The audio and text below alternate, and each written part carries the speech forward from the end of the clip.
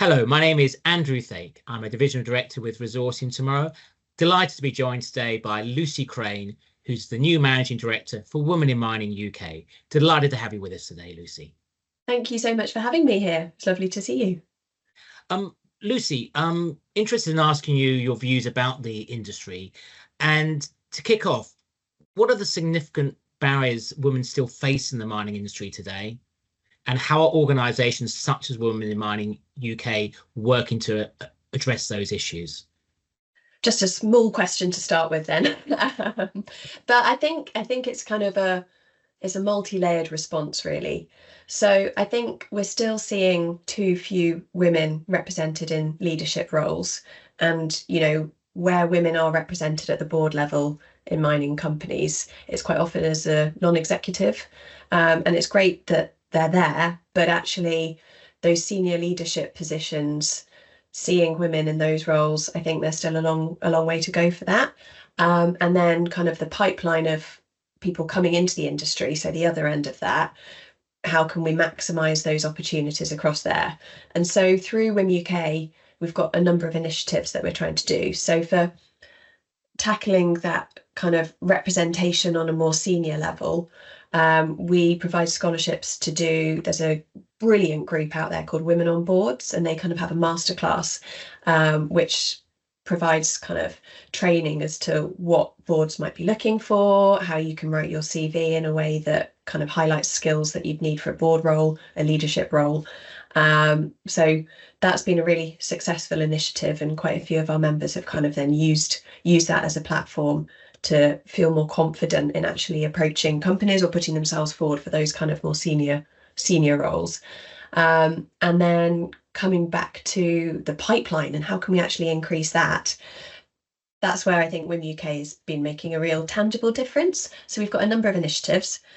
We've actually got student chapters for women in mining at, I think, 10 universities within the UK now, and we help provide funding for field trips, for talks. We have a number of scholarships that we sponsor as well, and it's our brilliant partners that allow us to offer these scholarships.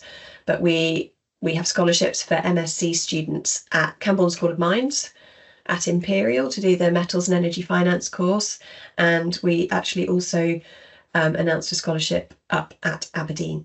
Oh, St Andrews. We actually also announced a scholarship up at St Andrews this year for the first time as well, which is very exciting.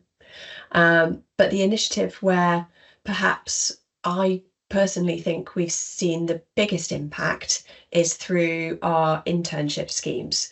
So we partner with different companies. Some are pure mining companies, some are, like the Copper Mark, for example, and we work with them to create a 6 to 8 week project, and we then use our network through the student chapters that we've got really, and encourage female students to actually apply for these internships. We do a first cut and we have a really high quality, really high caliber of applicants, and then we pass a shortlist on to the company, and then they interview and choose who they want to actually select for that internship. But what's critical is they also agree to pay the intern fairly, because as you'll know, it's one of the big barriers to actually getting experience. If you want to have a more inclusive culture, you need to pay people fairly for the work that they're doing. And we've seen a number of our past interns actually either go on to be employed by the company that they've done the internship with, or actually it's been that stepping stone of getting them that vital industry experience to then get another job within industry once they finish their studies. And I think that leads on to my second question. How can mining companies move beyond compliance and actively build inclusive cultures that support and retain women at all career stages? That's such an important question. And I think so much of that comes back to culture. And, we have to be so proactive about culture. And it's not something that just kind of happens naturally. There's that phrase, isn't there, that it's the worst behaviours tolerated that actually shape culture. And if we want our workplaces to be inclusive, and we want to have, gender diversity, diversity of thought, people from diversity of backgrounds and socioeconomic status, then actually the culture around that is so important. And I think there is still a way to go within the mining industry. It can be steps such as looking at, okay, what are the kind of parental leave policies that we have in place? Do we support both mothers and fathers when they become parents? It's also looking at things such as who are we promoting? There've been quite high profile industry reports on sexual harassment and gender-based violence, and without those can tarnish the whole industry, even if it has just been certain companies. And so we need to be really proactive and visible in those steps that we're taking to move just beyond compliance. And I think that it's fundamental that companies are safe places to work to start with, but actually senior leadership modeling those behaviours that we want to see is going to be really important. And one of the things that we have at Women in Mining in the last couple of months, we launched our Policy and Research Committee. And we're really excited about that because it's made up of some fantastic people, and we're actively partnering with different organisations and groups to provide that thought leadership around exactly this sort of thing, Andrew. How can we, as an industry, make sure that we've got the cultures in place that mean that we are promoting diversity, we're attracting good people, but crucially, as you said, how do we retain them? How do we keep them as well? And culture, I think, really is key for this kind of thing. One of your areas of expertise, Lucy, is on ESG, and I want to ask us a couple of questions around that. Is what's happening in the ESG space at the moment, do you think, that's proving the most transformative in improving efficiency, safety, and ESG performance in mining operations? Oh, it's a good question, that one. And I think we're kind of seeing a move to, ESG, it's good business sense. If we want a business to be resilient, we need to understand what our environmental and social risks are. And those can be opportunities as well. And I think if we're going to be building businesses that are resilient to this changing economy and geopolitical status of the world at the moment, then actually having a good handle on not just the technical aspects of our projects, but also the environmental and social aspects of it is really critical.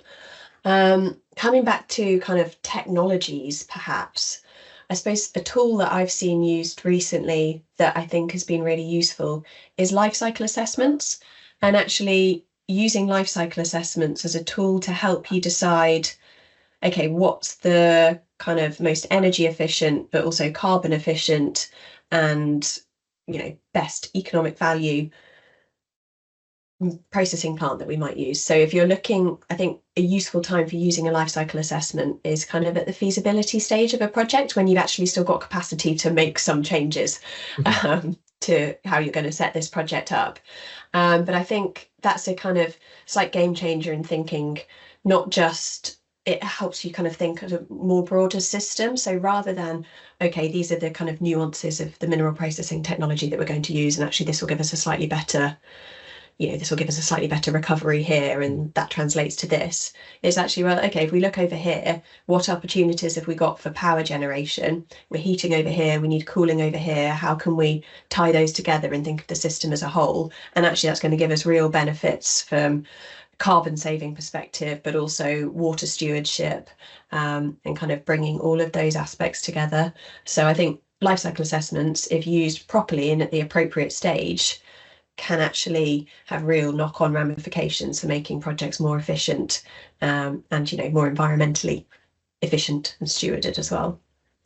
And in your answers to that question, you touched a little bit upon geopolitics, and this is a question that's just occurred to me. Is on the geopolitical level, there's been a bit of a pushback against ESG and also DEI as well. How should the mining industry respond to that? I know it's all of the things I care about, Andrew. But I suppose where I come back to is what makes good business sense? What makes a resilient business? You want to have the best minds looking at things, and actually not having groupthink, not having everybody come from the same kind of way of thinking. So how do we get diversity of thought? One lens of that is gender. It's not just gender. We want to have people from different backgrounds, different experiences, maybe different industries, bringing them together, because we've got a big challenge ahead of us as the mining industry. You know, critical minerals, everything is so much more in the spotlight than it was a few years ago. Governments talk actively about it. For the last couple of years, the UK has actually had a critical minerals strategy. You know, 5, 6 years ago, it wasn't on the radar of politicians in this part of the world. So we've got to raise profile. The energy transition, as you're well aware, requires us to find a lot more raw materials in different parts of the world. It requires us to think about the circular economy and how we can perhaps reuse and recycle things more. All of these are challenges that we need really good people to help us tackle. And so I think it makes good business sense for casting the net slightly wider, looking at people from different backgrounds and different genders. So if that perhaps answers some of the DEI question. And ESG again, okay, ESG might be being pushed back on in certain parts of the world, but if you don't understand what the context is in which you're operating and the environmental and social constituent parts of that context, then you are not going to have a business that is as resilient as if you do.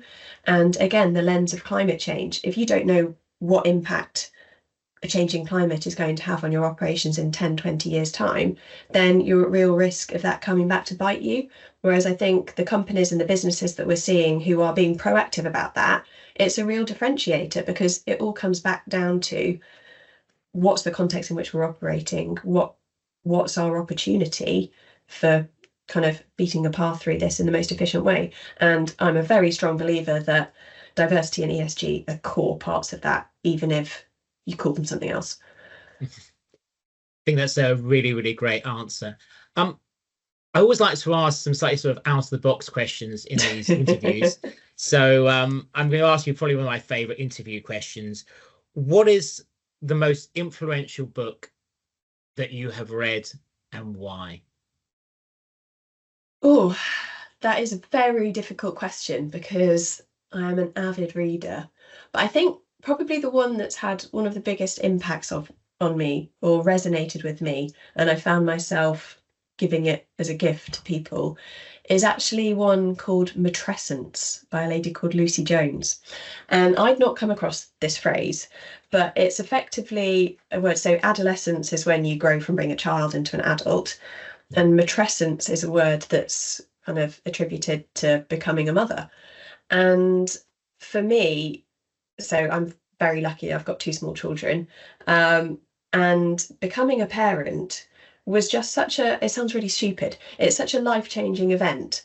And I feel that it really kind of made me feel very strongly about, okay, my priorities are very different now in some ways. I haven't got the time, you know, I want to create a world that my children can live up in. I want to leave it better than I found it.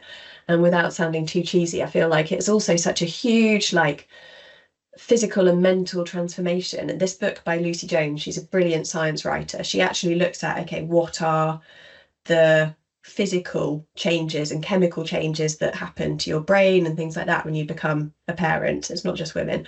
And yeah, I found that this book kind of really, much more eloquently than I can describe, kind of put a voice to those changes that I felt like I'd gone through. It gave a reason for them, and kind of helped explain that, you know, becoming a parent, it is actually quite radical. I feel so much more political now. I feel so motivated to want to do something that I believe in, and, you know, do things that are purpose driven. And yeah, I found that this book kind of put that into words in a much better way than I've just described. So yeah, I've kind of given that to some friends who are parents, but also who aren't, so to try and better explain how I feel that transformation has happened to me. It's a really kind of interesting sort of like answer to that. And another one of my favorite questions as well. How has a failure or apparent failure set you up for later success? Do you have a favorite failure? How long have you got, Andrew? Um,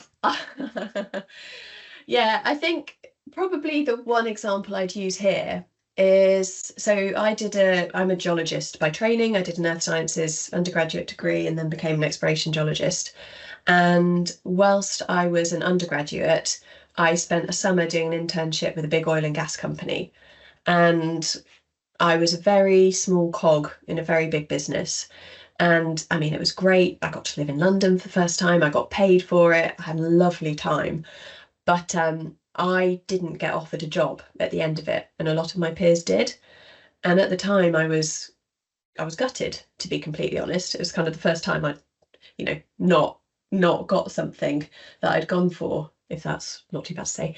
And actually, it was brilliant because it made me sit back and reflect. Okay, what do I actually want to do? And I realised that I did want to use my technical geology skills, but actually working for a huge multinational company didn't really suit me. I'm far too nosy. I'm far too much of a jack of all trades.